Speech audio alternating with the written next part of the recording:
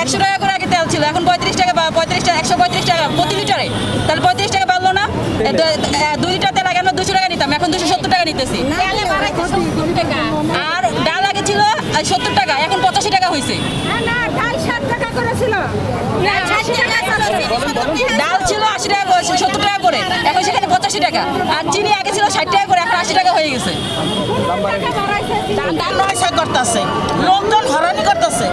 কাঠের মালে লোকজন হরানি করে, যাই ঘন্টার পর ঘন্টা রাত দিন চব্বিশটা বয়ে থাকে, কাঠের মাল দেয় না। মাল দিচ্ছে আমাকে অল্প, তাই যত কাঠ তত মালই তো সরকার দিছে না। এই মালগুলো কই গেছে বলেন? কাঠ থাকা সত্ত্বেও মাল কাঠ থাকা সত্ত্বেও মাল দেয় না।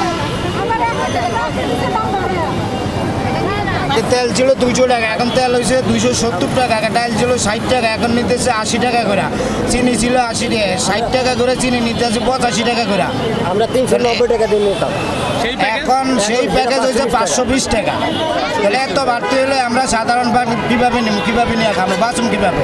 আগে ছিল 1 রেট, এখন হলো আরো রেট। এই রেট কি সম্ভব? আমাকে তো হারায়। তাহলে ঘন্টায় ঘন্টায় সিরিয়ালের ওইটার মধ্যে তারা দেখে লাভটা হলো কি?